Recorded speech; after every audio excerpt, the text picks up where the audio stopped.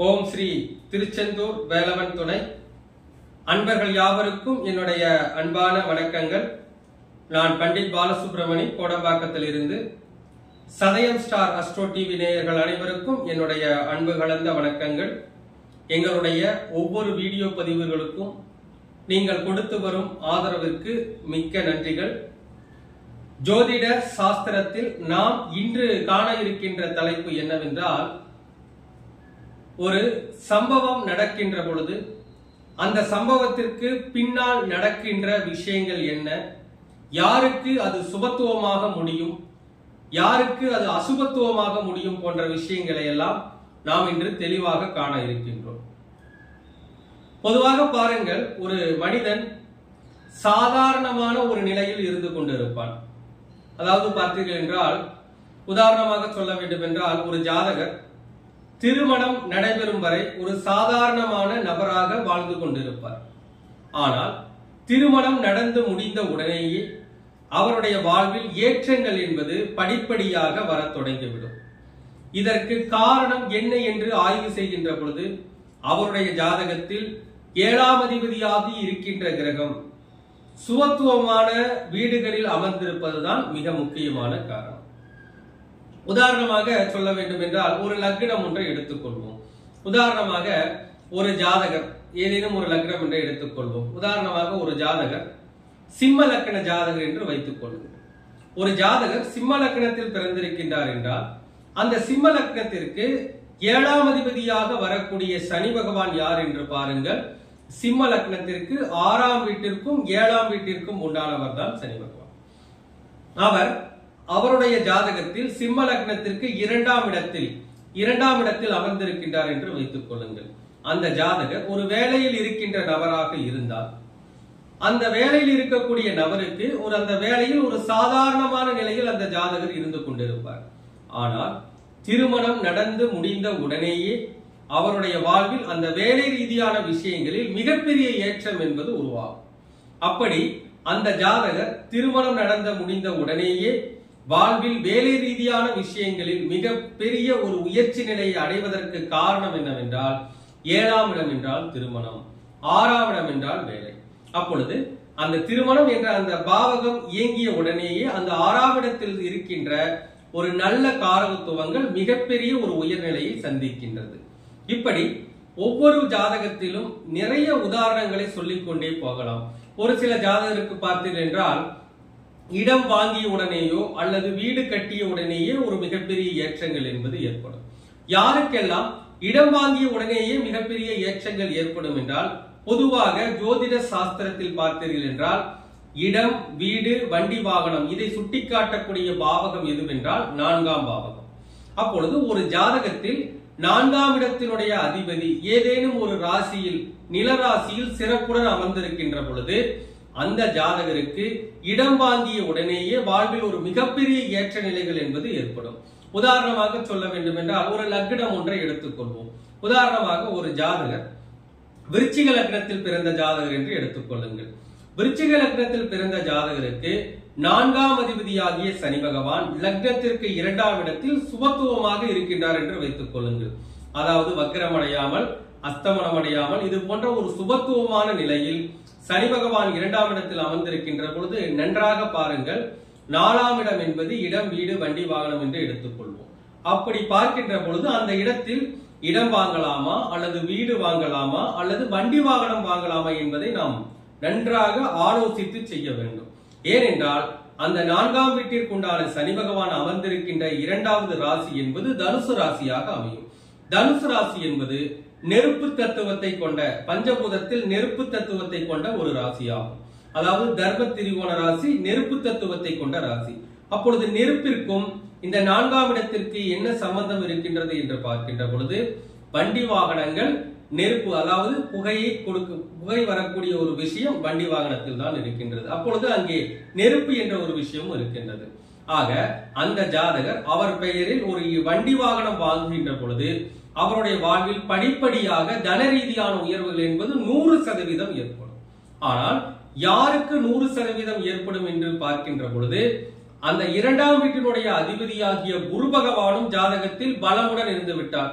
உதாரணமாக 2ஆம் அதிபதியாகிய குரு பகவான் ஏதேனும் ஒரு ஸ்தானத்தில் லக்ன பாவகத்தில் திக்பலத்துடன் இருந்து 4ஆம் அதிபதியாகிய சனி பகவான் 2ஆம் இடத்தில் இருக்கின்ற பொழுது அந்த ஜாதகர் வண்டி வாகனம் வாங்கிய உடனேயே அவர் வாழ்வில் ஒரு மிகப்பெரிய ஏற்றம் என்பது நிச்சயமாக உருவாகும். அதே போல் பார்த்தீர்கள் என்றால் பொதுவாக அந்த வண்டி வாகனத்தை வாங்குகின்ற பொழுது ஒரு விஷயத்தை கவனிக்க வேண்டும். ஏனென்றால் எந்த விஷயத்தை செய்தாலும் அதில் உள்ளார்த்தமான ஒரு அர்த்தம் என்பது நிச்சயமாக இருக்கும். அப்பொழுது 4ஆம் அதிபதியாகியவர் 2ஆம் இடத்தில் இருந்தாலும் சனி பகவான் என்றாலே அவர் ஒரு தாமத கிரகம். அப்பொழுது அந்த ஜாதகர் அவர் பெயரில் வண்டி வாகனம் வாங்கினாலும் அதை லோன் எடுத்துக் கொள்ள வேண்டும். லோன் பெயரில் அந்த வண்டி வாகனத்தை எடுத்தார் என்றால் கண்டிப்பாக அவருடைய வாழ்வில் மிகப்பெரிய ஏற்றம் என்பது நிச்சயமாக வந்தடையும். ஆனால் ஒரு திசையில் மட்டும் அந்த யோகமானது வேலை செய்யாது. அது எந்த திசையில் என்றால் சுக்கிர திசையில் மட்டும் இந்த விருச்சிக லக்னக்காரர்களுக்கு 4ஆம் அதிபதி 2இல் இருந்து வண்டி வாகனம் வாங்கினாலும் அது யோகமாக வேலை செய்யாது. இப்படி ஒரு ஜாதகத்தில் எப்படிப்பட்ட யோகம் அமைந்திருக்கின்றது, அந்த யோகம் எந்த சம்பவத்திற்கு பின்னால் நடக்கின்றது என்பதையும் ஒவ்வொருவரும் மிக துல்லியமாக அறிந்து கொண்டு செயல்பட்டீர்களானால் உங்களுடைய வாழ்வில் வெற்றி என்பது ஒரு உறுதியான விஷயமாக மாறும். அதே போல் பார்த்தீர்கள் என்றால் ஒரு சில நபர்களுக்கு பொதுவாகவே ஒரு ஜாதகத்தில் ஒரு கிரகம், உதாரணமாக சொல்ல வேண்டும் என்றால் ஒரு ஜாதகத்தில் 5ஆம் அதிபதி ஒரு ஆண் ஜாதகம் என்று எடுத்துக் கொள்ளுங்கள். ஆண் ஜாதகத்தில் 5ஆம் அதிபதியாக இருக்கின்ற கிரகம் உதாரணமாக லக்னத்திற்கு ஒரு 10ஆம் இடத்தில் இருக்கின்றார் என்று வைத்துக் கொள்ளுங்கள். உதாரணமாக மீன லக்னம் என்று வைத்துக் கொள்வோம். மீன லக்னத்திற்கு 5ஆம் அதிபதி யார் என்றால் சந்திர பகவான். அவர் லக்னத்திற்கு 10ஆம் இடத்தில் ஒரு வளர்பிறை சந்திரனாக அமர்ந்திருக்கின்றார் என்று வைத்துக் கொள்ளுங்கள். அப்பொழுது அவர் தொழில் செய்யக்கூடிய நபராக இருந்தால் அந்த ஜாதகரை பார்த்தீர்கள் என்றால் குழந்தை பிறக்கும் வரை ஒரு சாதாரணமான நிலையில் இருந்து கொண்டிருப்பார். ஆனால் குழந்தை பிறந்த உடனேயே அந்த 5ஆம் அதிபதியாகிய சந்திர பகவான், அதாவது 5ஆம் இடம் என்பது ஒரு ஆண் ஜாதகத்தில் புத்திர ஸ்தானமாகும். அப்பொழுது அந்த புத்திரஸ்தானத்திற்கு உண்டான 5ஆம் வீட்டிற்கு உண்டான அந்த சந்திர பகவான் 10ஆம் இடம் என்று சொல்லக்கூடிய தொழில் ஸ்தானத்தில் அமர்கின்ற பொழுது குழந்தை அந்த பிறப்பு வந்த உடனேயே அவர் வாழ்வில் தொழில் வகையில் மிகப்பெரிய வெற்றியை அடைந்து விடுவார் என்பதையும் யாராலும் மறுக்க இயலாது. ஆனால் அந்த ஜாதகத்தில் இருக்கின்ற உள்சூட்சமம் என்னவென்றால் அந்த 10ஆம் அதிபதியாகிய குரு பகவான் மீன லக்னத்தை பொறுத்தவரையில் கெட வேண்டும். இதுதான் நியமம். இப்படி ஒவ்வொருவருடைய வாழ்க்கை சம்பவத்திற்கு பின்னாலும் ஒரு தனி மனித வெற்றி என்பது ஒரு உறுதியான விஷயமாக இருக்கின்றது. நம்முடைய கிராம பழக்க வழக்கத்தில் அந்த பேச்சு வழக்கில் சொல்வார்கள், பார்த்தீர்கள் என்றால் அவன் சாதாரணமாகத்தான் இருந்தான், திடீர்னு பாத்தீங்கன்னா கல்யாணம் முடிச்சுட்டு அவனுக்கு யோகம் அப்படின்னு சொல்லுவாங்க. அதே மாதிரி அவன் நல்லா ஒரு சாதாரணமா தான் இருந்தான், அவனுடைய குழந்தை பிறந்த யோகம்பா, முதல் குழந்தை பிறந்த யோகம்பா, 2வது பிறந்த குழந்தை யோகம்பா அப்படின்னு சொல்லிட்டுங்க. இந்த மாதிரி அந்த கிராமத்து வழக்குல அந்த நிகழ்வுக்கு பின்னால் அவருடைய வாழ்க்கை முன்னேறி இருக்கின்றது என்பதையும் உங்களால் கண்கூடாக காண முடியும். இப்படி ஒவ்வொரு மனிதனுடைய செயலுக்கு பின்னாலும் ஒரு காரியம், அதாவது ஒரு சம்பவத்திற்கு பின்னாலும் ஒரு தனி மனித வாழ்வில் ஒரு மிகப்பெரிய வெற்றி கிடைக்கிறது என்பது ஒரு மறுக்கவே முடியாத உண்மை. பல தரப்பட்ட ஜாதகங்களை ஆய்வு செய்து பார்க்கையிலே இப்படிப்பட்ட ஒரு அற்புதமான விஷயங்கள் எல்லாம் நடந்திருக்கின்றது. ஆக உங்களுக்கு என்ன விஷயம் கிடைக்க வேண்டுமோ அந்த விஷயத்திற்குண்டான அந்த கிரகம் அமர்ந்திருக்கின்ற பாவகம் எது என்று பாருங்கள். அந்த பாவகத்தை இயக்குவதன் மூலமாக கூட உங்களுடைய வாழ்வில் வெற்றி என்பது நிச்சயமாக உறுதியாகும். இப்படி 12 லக்னக்காரர்களுக்கும் நீங்கள் அடைய வேண்டிய விஷயம் என்னவோ அந்த விஷயத்திற்குண்டான கிரகம் எந்த பாவகத்தில் இருக்கின்றாரோ அந்த பாவகத்தை நீங்கள் இயக்குவதன் மூலமாக நீங்கள் அடைய வேண்டிய பிராப்தம் என்பதை நிச்சயமாக அடைவீர்கள். அந்த வகையில் பார்த்தோம் என்றால் இந்த 12 லக்னத்திற்கும் ஒவ்வொரு லக்னத்திற்கும் உதாரணமாக ஒரு சில விஷயங்களை நான் கூறுகின்றேன். உதாரணமாக ஒரு ஜாதகர் மேஷ லக்னத்தில் பிறந்திருக்கின்றார் என்று வைத்துக் கொள்ளுங்கள். மேஷ லக்னத்தை பொறுத்தவரையில் மேஷ லக்னத்திற்கு 9ஆம் வீட்டிற்கும் 12ஆம் வீட்டிற்கும் உண்டானவர் குரு பகவான். அப்பொழுது மேஷ லக்னத்தை பொறுத்தவரையில் 9ஆம் வீட்டிற்கும் 12ஆம் வீட்டிற்கும் உண்டான குரு பகவான் உதாரணமாக ஜாதகத்தில் லக்னத்திற்கு 4ஆம் இடத்தில் இருக்கின்றார் என்று வைத்துக் கொள்ளுங்கள். அந்த ஜாதகர் வெளிநாடு செல்ல வேண்டும் அல்லது வெளிநாட்டில் ஒரு மிகப்பெரிய உயர்நிலை அடைய வேண்டும் என்ற எண்ணம் கொண்டவராக இருந்தால் அவர் என்ன செய்ய வேண்டும் என்றால் 4ஆம் இடம் என்பது இடம். அப்பொழுது மேஷ லக்னத்திற்கு 9ஆம் வீட்டிற்கும் 12ஆம் வீட்டிற்கும் உண்டான குரு பகவான் 4ஆம் இடத்தில் நீர் ராசியில் அமர்கின்ற பொழுது அந்த ஜாதகர் ஒரு இடத்தை வாங்கி, அது 1 சென்ட் நிலமாக இருக்கலாம் அல்லது 2 சென்ட் நிலமாக இருக்கலாம், ஒரு இடத்தை வாங்கி, அது நீர்ராசி என்பதால் அந்த இடத்தின் மீது போர்வெல் இட வேண்டும். அப்படி செய்கின்ற பொழுது அவருக்கு அந்த வெளிநாட்டு வேலை என்பது, வெளிநாட்டு வகையில் கிடைக்கின்ற ஆதாயங்கள் என்பது நிச்சயமாக உறுதியாக கிடைக்கும். ஆனால் அந்த 4ஆம் அதிபதியாகிய சந்திரனும் நலமாக இருக்க வேண்டும். ஏனென்றால் ஒரு பாவகத்தை இயக்குகின்ற பொழுது அந்த பாவகாதிபதியும் நலமாக இருக்க வேண்டும். அப்பொழுதுதான் முழுமையான யோக பலன் கிடைக்கும். அப்பொழுது மேஷ லக்னத்தில் பிறந்து அந்த ஜாதகர் வெளிநாடு சம்பந்தமான விஷயங்களில் ஒரு உயர்ந்த நிலை அடைய வேண்டும் என்றால் அந்த 4ஆம் இடத்தில் குரு பகவான் இருக்கின்ற பொழுது ஒரு இடத்தை வாங்கி அதில் போர்வெல் இட வேண்டும். அதில் 4ஆம் அதிபதியும் பலமாக இருக்க வேண்டும்.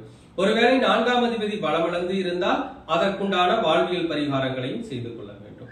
அடுத்ததாக ரிஷப லக்னம் என்று எடுத்துக்கொள்ளுங்கள். ஒரு ஜாதகர் ரிஷப லக்னத்தில் பிறந்திருக்கின்றார் என்று வைத்துக் கொள்ளுங்கள். அவருக்கு இடம், வீடு, வண்டி வாகனம் சம்பந்தமான விஷயங்கள் அமையவே இல்லை என்று வைத்துக் கொள்ளுங்கள். அப்பொழுது ரிஷப லக்னத்திற்கு இடம், வீடு, வண்டி வாகனத்தை கொடுக்கின்ற கிரகம் யார் என்றால் அந்த லக்னத்திற்கு 4ஆம் அதிபதியாகிய சூரிய பகவான் தான். அப்படிப்பட்ட சூரிய பகவான் ஜாதகத்தில் உதாரணமாக ஒரு 8ஆம் இடத்தில் மறைந்து விட்டார் என்று வைத்துக் கொள்ளுங்கள். அப்பொழுது 4ஆம் அதிபதியாகிய சூரியன் 8ஆம் இடத்தில் மறைவு பெறுவது என்பது ஒரு கடுமையான ஒரு தோஷம். அப்பொழுது கண்டிப்பாக அவர் பெயரில் ஒரு இடம், வீடு, வண்டி வாகனம் அமைத்துக் கொள்ளக்கூடாது என்பதுதான் ஜோதிட சாஸ்திரத்தில் சொல்லக்கூடிய ஒரு விஷயம். ஆனால் அவர் பெயரில் அமைக்காவிட்டாலும் அவருடைய மனைவி பெயரிலோ அல்லது அவருடைய குழந்தைகள் பெயரிலோ அமைத்துக் கொள்ளலாம். அது அமைவதற்கு இந்த ஜாதகர் என்ன செய்ய வேண்டும் என்றால் 4ஆம் அதிபதி 8இல் மறைகின்ற பொழுது 4ஆம் இடம் என்பது பொதுவாகவே எந்த ஜாதகத்தை எடுத்துக்கொண்டாலும் 4ஆம் இடம் என்பது இடம், வீடு, வண்டி வாகனம், நாம் உடுத்தும் ஆடைகளை குறிக்கக்கூடிய பாவகம் 4ஆம் பாவகம். அப்பொழுது ரிஷப லக்னத்திற்கு 4ஆம் அதிபதியாகிய சூரியன் 8இல் மறைகின்ற பொழுது நன்றாக பாருங்கள், 4ஆம் அதிபதி சூரியன் 8ஆம் இடம் என்பது பொதுவாகவே பார்த்தீர்கள் என்றால் கழிப்பறை சுத்தம் செய்யக்கூடிய இடங்கள், அதே போல் பார்த்தீர்கள் என்றால் அந்த தூய்மை தொழிலாளர்கள், இது சார்ந்த விஷயங்கள் அனைத்தும் 8ஆம் இடத்தை சுட்டிக்காட்டும். அதுவும் அந்த சூரியன் இருப்பது தனுசு ராசியில். தனுசு ராசி என்பது கோவிலை சுட்டிக்காட்டக்கூடிய ராசியாகும்.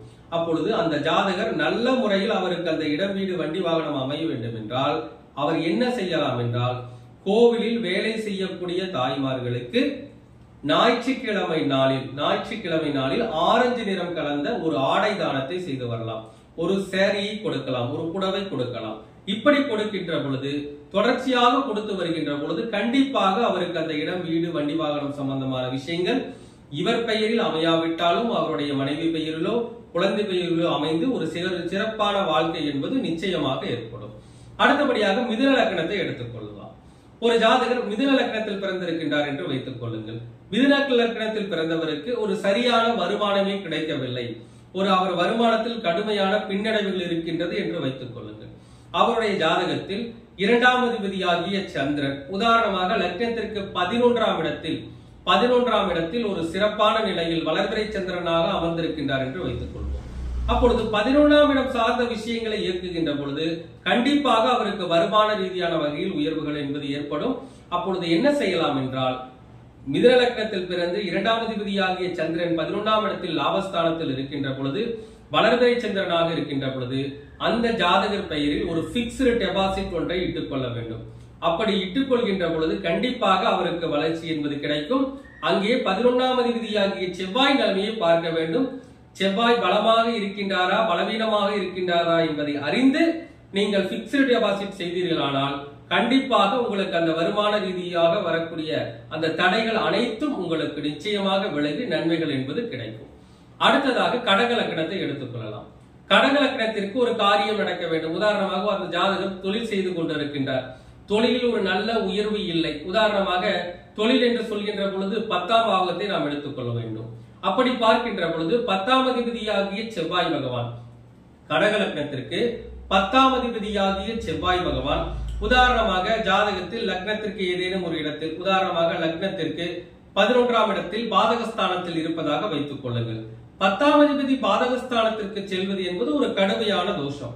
அவருக்கு தொழிலில் சரியான விருத்தி அபிவிருத்திகள் இல்லை என்றால் நன்றாக பார்க்க வேண்டும். 10ஆம் அதிபதி 11ஆம் பாவத்தில் இருக்கின்ற பொழுது அந்த 11ஆம் இடம் என்று சொல்லிவிட்டாலே பொதுவாக அடிமை விலங்குகளை சுட்டிக்காட்டக்கூடிய பாவகமாகும்.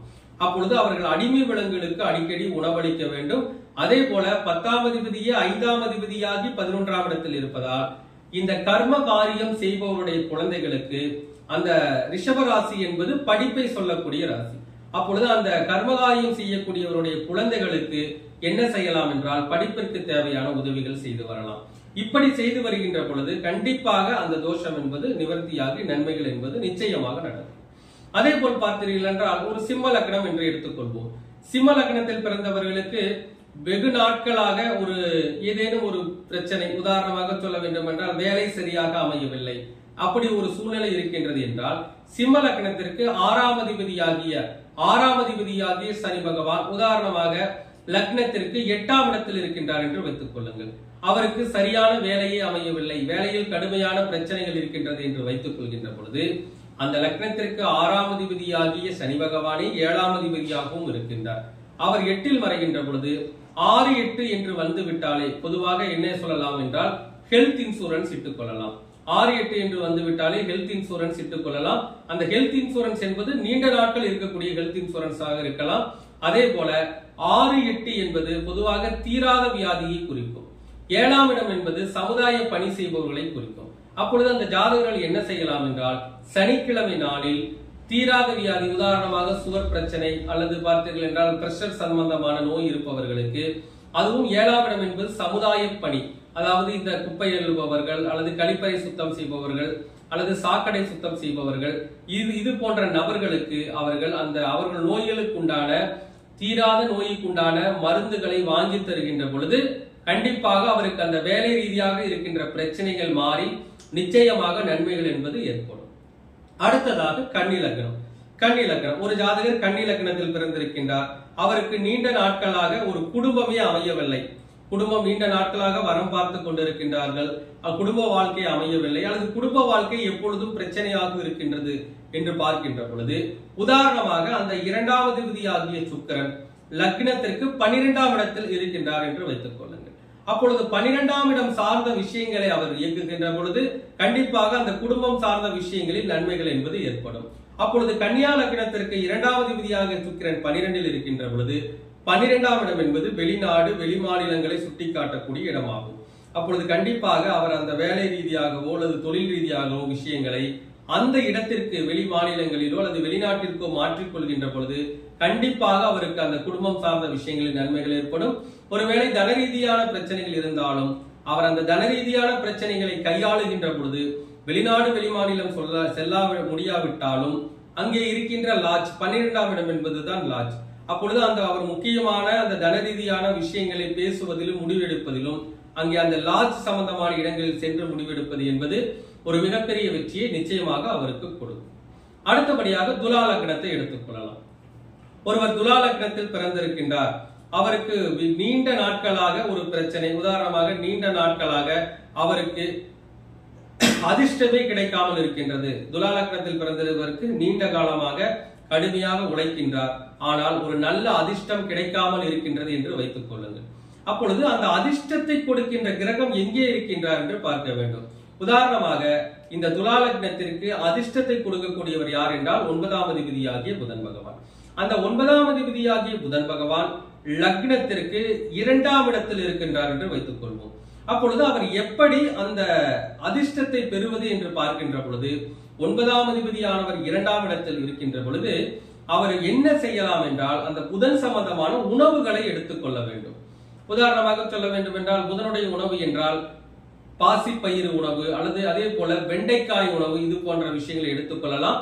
புதன் என்பது பொதுவாக பெருமாளை சுட்டி காட்டக்கூடிய, அதாவது புதனுடைய அதிதேவதை பெருமாள். 2ஆம் இடத்தில் இருக்கின்ற பொழுது பெருமாளுடைய அந்த ஸ்லோகங்களை அவ்வப்போது சொல்லி வரலாம். அப்படி செய்கின்ற பொழுது கூட அவருக்கு அந்த அதிர்ஷ்டம் சார்ந்த விஷயங்கள் நிச்சயமாக நன்மையாக முடியும்.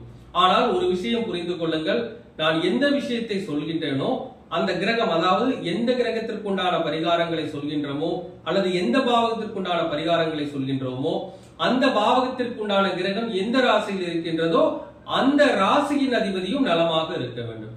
இதையும் கவனத்தில் வைத்துக் கொள்ளுங்கள். அடுத்தபடியாக விருச்சிக லக்னத்தை எடுத்துக்கொள்ளலாம். விருச்சிக லக்னத்தை பொறுத்தவரையில் விருச்சிக லக்னத்திற்கு ஏதேனும் ஒரு பிரச்சனை, உதாரணமாக விருச்சிக லக்னக்காரர்களுக்கு நீண்ட காலமாக ஒரு தொழில் பிரச்சனை இருந்து கொண்டிருக்கின்றது. தொழில ஒரு சரியான முன்னேற்றம் இல்லை, உயர்வு இல்லை என்று வைத்துக் கொள்ளுங்கள். அப்பொழுது அந்த தொழில் பாவகம் என்பது விருச்சிக லக்னத்தை பொறுத்தவரையில் விருச்சிக லக்னத்திற்கு 10ஆம் பாவகம் தொழில் பாவகமாக வருகிறது. அப்பொழுது விருச்சிக லக்னத்திற்கு 10ஆம் பாவகம் தொழில் பாவகமாக வருகின்ற பொழுது அந்த 10ஆம் வீட்டிற்கும் உண்டான சூரியன் உதாரணமாக லக்னத்திற்கு 6ல் இருக்கின்றார் என்று வைத்துக் கொள்ளுங்கள். அவர் நீண்ட நாளாக தொழில் செய்கின்றார், ஆனால் அவருக்கு அந்த தொழிலில் ஒரு போதிய வெற்றி இல்லை என்று பார்க்கின்ற பொழுது அங்கே ஒரு விஷயத்தை நீங்கள் கவனிக்க வேண்டும். 10ஆம் அதிபதி யாருக்கெல்லாம் 6ஆம் இடத்தில் இருக்கின்றாரோ அவர்கள் பொதுவாகவே தொழில் தொடங்கும் பொழுதே அந்த தொழிலை கடன் பெயரில் அமைத்துக் கொள்ள வேண்டும். அவர் கடன் வாங்காமலேயே தன்னிடம் இருக்கும் பணத்தை வைத்து தொழில் செய்து கொண்டே இருப்பார். ஆனால் தொழிலில் ஒரு போதிய முன்னேற்றம் இல்லாமல் இருப்பார். இப்படிப்பட்ட சூழ்நிலையில் அவர் என்ன செய்ய வேண்டும் என்றால் தொழில் தொடங்கும் பொழுது அந்த தொழிலின் பெயரில் கடன் வாங்கிக் கொள்ள வேண்டும். இல்லை என்றால் தொழில் கடன் வாங்க வேண்டிய சூழ்நிலையை உருவாக்கிவிடும். அதனால் முதலிலேயே செய்து கொண்டால் அது பிரச்சனை இல்லாமல் மாறிவிடும். இல்லை என்றால் தொழில் மீது கடன் இல்லை என்றால் வேற ஏதேனும் ஒரு வகையில் கடன் ஏற்பட்டு அந்த வகையில் தொழிலை இழக்க வேண்டிய சூழ்நிலைகளும் அவர்களுக்கு வரும். ஆக இதை அறிந்து அவர்கள் செயல்பட வேண்டும். அதே போல் பார்த்தீர்கள் என்றால் அடுத்தபடியாக தனுசு லக்னம்.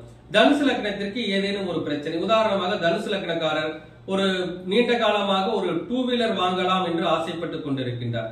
ஆனால் அந்த 2 வீலர் சம்பந்தமான விஷயங்கள் அவருக்கு அமையாமலே இருக்கின்றது என்று வைத்துக் கொள்ளுங்கள். ஜோதிட சாஸ்திரத்தில் அந்த 2 வீலர் இருசக்கர வாகனத்தை சுட்டிக்காட்டக்கூடிய பாவகம் என்னவென்றால் 3ஆம் பாவகம். அப்பொழுது தனுசு லக்னத்திற்கு 3ஆம் அதிபதியாகிய சனி பகவான் எங்கிருக்கின்றார் என்பதை பார்க்க வேண்டும். எங்கிருக்கின்றாரோ அந்த பாவகத்தை இயக்குவதன் மூலமாக அவருக்கு அந்த விஷயங்கள் கண்டிப்பாக அவருக்கு அமையும். உதாரணமாக அந்த 3ஆம் வீட்டிற்கு உண்டான சனி பகவான் லக்னத்திற்கு ஏதேனும் ஒரு இடத்தில், உதாரணமாக லக்னத்திற்கு 10ஆம் இடத்தில் இருக்கின்றார் என்று வைத்துக் கொள்ளுங்கள். அவருக்கு 10ஆம் இடத்தில் அந்த சனி பகவான் இருக்கின்ற பொழுது எப்பொழுது அந்த விஷயங்கள் அவருக்கு சாத்வீகமாக அமையும் என்றால், சிறப்பாக அமையும் என்றால் 10ஆம் இடம் சார்ந்த விஷயங்களை அவர் இயக்க வேண்டும். 10ஆம் இடம் என்று சொன்னால் என்ன சொல்லலாம் என்றால் பொதுவாக தொழில் என்று சொல்லலாம், கர்மகாரியம் என்று சொல்லலாம். அப்பொழுது அந்த அவர் என்ன செய்யலாம் என்றால் அடிக்கடி அந்த கர்மகாரியம் சம்பந்தப்பட்ட விஷயங்களுக்கு உதவி செய்து கொண்டே வந்தால் கண்டிப்பாக வெற்றி கிடைக்கும். உதாரணமாக கர்மகாரியம் செய்பவர்களுக்கு ஒரு ஆடை தானம் தொடர்ச்சியாக செய்து வருகின்ற பொழுது அவருக்கு அந்த இருசக்கர வாகனம் சம்பந்தமான விஷயங்கள் மிக விரைவில் உருவாகும். ஆக இதையெல்லாம் நாம் பார்த்து செய்ய வேண்டும். அடுத்தபடியாக மகர லக்னத்தை எடுத்துக்கொள்வோம். மகர லக்னத்திற்கு ஒரு பிரச்சனை, உதாரணமாக மகர லக்னத்தில் பிறந்திருக்கின்றார், அவருக்கு நீண்ட காலமாக திருமணம் நடைபெறவில்லை. அப்பொழுது அந்த திருமணம் நடைபெறுவதற்கு நாம் என்ன செய்யலாம் என்று பார்க்கின்ற பொழுது மகர லக்னத்தை பொறுத்தவரையில் 7ஆம் அதிபதியானவர் சந்திர பகவான். அப்பொழுது 7ஆம் அதிபதியாகிய சந்திர பகவான் உதாரணமாக லக்னத்திற்கு 5ல் உச்சபலத்துடன் இருக்கின்றார் என்று வைத்துக் கொள்ளுங்கள். அப்பொழுது அவரை என்ன செய்ய சொல்ல வேண்டும் என்றால் 5ஆம் இடம் என்பது கற்பம், பெண்களுக்கு கற்பம், கர்ப்பிணி பெண்கள். அப்பொழுது அந்த ஜாதகர் அவ்வப்போது வளைகாப்பு நிகழ்வுகளுக்கு சென்று வர வேண்டும். வளைகாப்பு சம்பந்தமான அந்த நிகழ்வுகளுக்கு சென்று வர வேண்டும். அப்படி சென்று வருகின்ற பொழுது கண்டிப்பாக மிக விரைவில் திருமண பிராப்தம் என்பது ஏற்படும். ஆக வளைகாப்பு எங்கே நடக்கின்றதோ, அந்த 7வது மாத வளைகாப்பு என்று சொல்வார்கள், அது எங்கே நடக்கின்றதோ அந்த இடங்களுக்கு அதிகமாக சென்று வருகின்ற பொழுது மிகச் சிறப்பான அந்த திருமண வாழ்க்கை என்பது அவருக்கு அமையும். அடுத்தபடியாக பார்த்தோம் என்றால் கும்ப லக்னத்தை எடுத்துக்கொள்வோம். கும்ப லக்னத்தில் ஒருவருக்கு பிறந்திருக்கின்றார், எவ்வளவு சம்பாதித்தாலும் கையில் பணமே தங்கவில்லை என்ற ஒரு சூழ்நிலை அவருக்கு இருக்கின்றது என்று வைத்துக் கொள்ளுங்கள். அப்பொழுது கும்ப லக்னத்தில் பிறந்து கும்ப லக்னத்திற்கு 2-11 உண்டானவர் யார் என்றால் குரு பகவான் தான் 2ஆம் வீட்டிற்கும் 11ஆம் வீட்டிற்கும் உண்டானவர். அப்பொழுது 2ஆம் வீட்டிற்கும் 14ஆம் வீட்டிற்கும் உண்டான குரு பகவான் உதாரணமாக லக்னத்திற்கு ஏதேனும் ஒரு ஸ்தானத்தில், உதாரணமாக லக்னத்திற்கு ஒரு 6ஆம் இடத்தில் இருக்கின்றார் என்று வைத்துக் கொள்ளுங்கள். அப்பொழுது லாபாதிபதியானவர் 6ல் இருக்கின்ற பொழுது கண்டிப்பாக அவருக்கு அது சார்ந்த விஷயங்கள் அமைவதில் கடுமையான தொய்வுகள் ஏற்படும். அப்பொழுது என்ன செய்தால் அந்த லாபத்தை அவர் நிலைநிறுத்திக் கொள்ள முடியும் என்றால் 11ஆம் அதிபதி 6ல் இருக்கின்ற பொழுது அவரே 2ஆம் அதிபதியாகவும் இருக்கின்றார். அப்பொழுது அந்த ஜாதகர் என்ன செய்யலாம் என்றால் ஒரு சில தியாகங்களை செய்ய வேண்டும். வியாழக்கிழமை நாளில் உணவு உண்ணாமல் இருக்க வேண்டும். முடிந்தால் மௌன விரதமும் இருக்கலாம், விரதமும் இருக்கலாம், அது போன்று செய்து வர வேண்டும். அதே போல 2ஆம் அதிபதி 11ஆம் இடத்தில் இருப்பதால் தனக்கு பிடித்தமான உணவை விட்டுவிட வேண்டும். தனக்கு பிடித்தமான உணவை விட்டுவிட்டு அவர் அதை தானம் செய்ய வேண்டும். அப்படி செய்து வருகின்ற பொழுது கூட நன்மைகள் நடக்கும். அதை வியாழக்கிழமை நாளில் விரதம் இருந்து செய்து வந்தாரானால் கண்டிப்பாக நன்மைகள் நடக்கும். அதே போல் பார்த்தீர்கள் என்றால் பொதுவாக நோயாளிகளுக்கு ஏதேனும் ஒரு உதவிகள் செய்யலாம். நோயாளிகளுக்கு, அதாவது நோய்வாய்ப்பட்ட தாய்மார்களுக்கு ஏதாவது மருத்துவ உதவிகள் செய்து வந்தாலும் கூட அந்த லாபத்தன்மை என்பது அவருக்கு நிலைத்து நிற்கும். அடுத்தபடியாக பார்த்தோம் என்றால் மீன லக்னம். மீன லக்னத்தை பொறுத்தவரை அவருக்கு ஒரு பிரச்சனை. மீன லக்னத்தில் பிறந்திருக்கின்றார், அவருக்கு நீண்ட நாட்களாக குழந்தையே இல்லை என்று வைத்துக் கொள்ளுங்கள். நீண்ட நாட்களாக குழந்தை இல்லை என்று பார்க்கின்ற பொழுது முதலில் ஒரு ஆண் ஜாதகம் என்று வைத்துக் கொள்கின்ற பொழுது மீன லக்னத்திற்கு 5ஆம் அதிபதி யார் என்று பார்த்தீர்கள் என்றால் சந்திர பகவான். அப்பொழுது 5ஆம் அதிபதியாகிய சந்திர பகவான் லக்னத்திற்கு ஏதேனும் ஒரு இடத்தில் இருக்கின்றார் என்று வைத்துக் கொள்ளுங்கள். 5ஆம் அதிபதியாகிய சந்திர பகவான் உதாரணமாக லக்னத்திற்கு 4ஆம் இடத்தில் இருக்கின்றார் என்று வைத்துக் கொள்ளுங்கள். அப்பொழுது 5ஆம் அதிபதியானவர் 4இல் இருக்கின்ற பொழுது அவர்களுக்கு நீண்ட நாட்களாக குழந்தை என்று இல்லை என்று பார்க்கின்ற பொழுது அவர் என்ன செய்தால் அந்த குழந்தை பாக்கியம் ஏற்படும் என்றால் அந்த ஜாதகர் முதலில் அவர் பெயரில் ஒரு வண்டி வாகனம் வாங்கிக் கொள்ள வேண்டும். ஏனென்றால் மீன லக்னத்திற்கு 5ஆம் அதிபதியாகிய சந்திரன் 4வது ராசியில் காற்று ராசியில் இருக்கின்றார். அப்பொழுது காற்று ராசியில் இருக்கின்ற பொழுது காற்று என்பது வண்டி வாகனத்தை நாம் எடுத்துக் கொள்ளலாம். வண்டி வாகனம் காற்றில் செல்லக்கூடியது. அப்பொழுது அவர் பெயரில் ஒரு வண்டி வாகனத்தை திங்கட்கிழமை நாளில் எடுத்துக் கொண்டாரானால் கண்டிப்பாக மிக விரைவில் அந்த புத்திர பிராப்தம் என்பது ஏற்படும். ஆனால் அங்கே ஒரு சூழ்நிலையை கவனிக்க வேண்டும். 4ஆம் அதிபதி எப்படி இருக்கின்றார் என்று பார்க்க வேண்டும். மீன லக்னத்தை பொறுத்தவரையில் 4ஆம் அதிபதி கெட வேண்டும் என்பதுதான் நியதி. அப்படிப்பட்ட புதன் பகவான் 3ஆம் இடத்திலோ அல்லது 6ஆம் இடத்திலோ 8ஆம் இடத்திலோ 12ஆம் இடத்திலோ மறைந்து இந்த விஷயத்தை செய்தாரானால் மிக விரைவில் குழந்தை பாக்கியம் என்பது அவருக்கு நிச்சயமாக கிடைக்கும். ஒருவேளை புதன் பகவான் மறைவு பெறாமல் இருந்தால், வலிமை பெற்றிருந்தால் அதற்குண்டான தகுந்த வாழ்வில் பரிகாரங்களை செய்து கொண்டு அதை செய்தாரானால் கண்டிப்பாக வெற்றி என்பது உறுதியாகும். இப்படி 12 லக்னக்காரர்களும் உங்களுக்கு எந்த விஷயம் நீண்ட நாட்களாக நடக்காமல் இருக்கின்றதோ அந்த விஷயம் எது, அதற்குண்டான பாவகம் எது, அந்த பாவகாதிபதி எங்கிருக்கின்றார் என்று பார்த்து அந்த பாவகத்தை நீங்கள் இயக்க வேண்டும். ஒரு சில நபர்களுக்கு சுபத்துவமாக இயக்க வேண்டும், ஒரு சில நபர்களுக்கு வாழ்வியல் பரிகாரங்களாக அந்த விஷயங்களை செய்ய வேண்டும். அதை அறிந்து செயல்பட்டீர்களானால் கண்டிப்பாக உங்களுடைய வாழ்வில் ஒரு மிகப்பெரிய வெற்றி என்பது நிச்சயமாக உருவாகும். அதே போல் பார்த்தீர்கள் என்றால் ஒரு சில ஜாதகர்களுக்கு பொதுவாக ஒரு திசை நடந்து கொண்டிருக்கும். அந்த திசையில் அவரால் ஒரு சுபத்துவமான பலன்களை அனுபவிக்கவே முடியாது. நட்சத்திரம் நன்றாக இருக்கும், நட்சத்திராதிபதி நன்றாக இருப்பார், அந்த நட்சத்திரம் ஆனது எந்த கிரகத்துடைய கர்ம பதிவை கொண்டதோ அந்த கிரகமும் நன்றாக இருக்கும். சில நபர்களுக்கு முடக்கு, திதி, சூன்யம், அவயோகி அனைத்தும் நிவர்த்தி செய்திருக்கும் கூட அவர்களால் அந்த சரியான அந்த ஒரு பரிகாரங்களை செய்தும் சரியான ரிசல்ட் ஆனது அவர்களுக்கு கிடைக்காமல் இருக்கும். அது என்ன என்று பார்க்கின்ற பொழுது அது கர்ம நட்சத்திரம் ஒரு காரணமாக இருக்கும். ஒவ்வொரு ராசிக்குள்ளும் ஒரு கர்ம நட்சத்திரங்கள் இருக்கின்றது.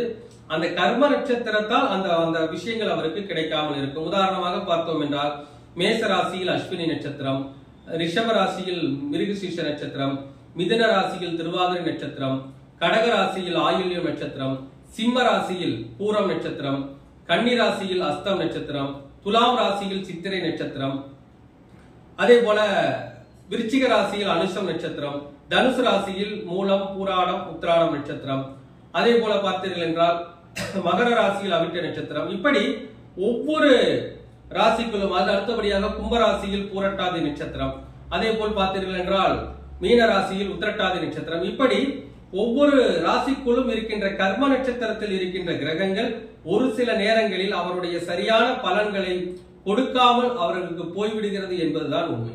அப்படிப்பட்ட கர்ம நட்சத்திரத்தில் கிரகம் இருப்பவர்கள் மாதத்தில் 4 முறை அன்னதானம் செய்ய வேண்டும். இதை பல முறை கூறியிருக்கின்றேன். வியாதிவாத நாமயோகம், வைதுருதி நாமயோகம், தமிழ் தேதியில், அதாவது தமிழ் மாதம் முதல் நாள் அமாவாசை நாளில் அந்த தானங்களை செய்ய வேண்டும், அன்னதானத்தை செய்ய வேண்டும். அதே போல ஒவ்வொரு கர்ம நட்சத்திரத்திற்கும் தனிப்பட்ட கோவில்கள் என்பது இருக்கின்றது. அந்த கர்ம நட்சத்திரத்திற்கு உண்டான கோவில்களுக்கு சென்றும் கூட அந்த பரிகாரங்களை நீங்கள் செய்து கொண்டு வாழ்வில் ஒரு சிறப்பான ஒரு நிலையை ஏற்படுத்திக் கொள்ள முடியும்.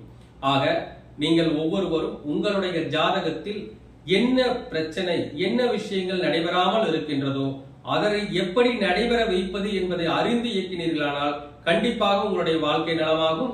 அதே போல கர்ம நட்சத்திரத்தினுடைய நிலையை அறிந்து அதற்குண்டான வாழ்வியல் பரிகாரத்தையும் கோவில் பரிகாரங்களையும் செய்து ஒவ்வொருவரும் வாழ்வில் ஒரு மிகப்பெரிய ஏற்றத்தை அடைய வேண்டும் என்று எம்பெருமான் முருகப்பெருமானை வேண்டிக் கொள்கின்றேன். அதே போல் பார்த்தீர்கள் என்றால் ஜோதிடம் சொல்வதற்கென்று ஒரு சில தனிப்பட்ட விஷயங்களை நாங்கள் கையாண்டு கொண்டிருக்கின்றோம். அதன்படி பார்த்தீர்கள் என்றால் 17 முறைகளை, ஜோதிடம் பார்ப்பதற்கு 17 முறைகளை கையாண்டு கொண்டிருக்கின்றோம். அதாவது முதலில் பார்த்தீர்கள் என்றால் நாங்கள் பலன் சொல்கின்ற பொழுது காசி ஜாதக அமைப்பு எப்படி இருக்கும் என்ற நிலையை பார்க்கின்றோம். ஒரு ஜாதகத்தில் முடக்கு தோஷ நிவர்த்தி, திதி சூன்ய தோஷ நிவர்த்தி, அவயோகி தோஷ நிவர்த்தி, வைநாசிக தோஷ நிவர்த்தி இதை எப்படி செய்வது என்ற நிலையும், அதே போல் பார்த்தோம் என்றால் ஜாதகத்தில் ஒரு திசைக்கு நண்பனாக இருக்கின்ற கிரகம் யார், அவரை எப்படி இயக்குவது, ஒரு திசைக்கு எதிரியாக இருக்கின்ற கிரகம் யார், அவரை எப்படி இயக்குவது, ஒரு ஜாதகத்தில் அதிக பாகை பெற்ற கிரகம் நன்மையை செய்யுமா தீமையை செய்யுமா, தீமை செய்வதென்றால் எப்படி வாழ்வியல் பரிகாரம் செய்து கொள்வது, அதே போல ஒரு ஜாதகத்தில் குறைந்த பாகையில் இருக்கின்ற கிரகம் நன்மையை செய்யுமா தீமையை செய்யுமா, தீமையை செய்யும் என்றால் எப்படி வாழ்வியல் பரிகாரங்கள் செய்வது போன்ற விஷயங்களையும், அதே போல் பார்த்தீர்கள் என்றால் ஜோதிட சாஸ்திரத்தில் அந்த கர்ம நட்சத்திரத்தில் இருக்கின்ற கிரகங்கள் அதற்கான கோவில்கள் சம்பந்தமான விஷயங்களையும், அதே போல ஒரு ஜாதகத்தில் ஒருவருக்கு விதியெண்ணாக செயல்படுகின்ற கிரகம் எப்படி அவருடைய வாழ்க்கையை இயக்கிக் கொண்டிருக்கின்றது, விதி எண்ணானது தவறாக இருந்தால் அதற்கு எப்படி பரிகாரம் செய்து கொள்வது, அது போன்ற விஷயங்களையும், ஒரு ஜாதகத்தில் மாந்தி இருக்கின்ற பாவகம் இது, மாந்தி என்ன மாதிரியான தோஷங்களை ஏற்படுத்துவார், அந்த மாந்தி தோஷ நிவர்த்திக்கு எப்படிப்பட்ட கோவில் பரிகாரங்களை செய்ய வேண்டும் என்ற விஷயங்களையும் மிக முழுமையாக தெளிவாக நாங்கள் பலனாக கொடுக்கின்றோம். அதே போல் பார்த்தோம் என்றால் ஒரு திசை நடக்கின்ற பொழுது அந்த திசையில் செய்ய வேண்டிய முறையான வாழ்வியல் பரிகாரங்கள் என்ன, எப்படிப்பட்ட வாழ்வியல் பரிகாரங்களை செய்து அவரின் வாழ்வில் மிகப்பெரிய முன்னேற்றத்தை அடைய முடியும் என்ற விஷயங்களை எல்லாம் பரிபூரணமாக எங்களுடைய ஒவ்வொரு ஜாதக பதிவிலும் நம்மிடம் ஜாதகம் பார்க்கின்ற வருகின்ற நபர்களுக்கு 17 முறைகளில் ஆய்வு செய்து அவருடைய வாழ்க்கைக்கு தேவையான ஒரு நல்ல வழிமுறைகளை நாங்கள் கொடுத்துக் கொண்டிருக்கின்றோம். ஆக உங்கள் ஜாதகத்தை ஒவ்வொருவரும் தெளிவாக ஆய்வு செய்து ஒவ்வொருவரும் வாழ்வில் ஒரு மிகப்பெரிய வெற்றியை அடைய வேண்டும் என்று கூறி என்னுடைய சிற்றுரையை நிறைவு செய்து கொள்கின்றேன். நன்றி, வணக்கம், வாழ்க வளமுடன்.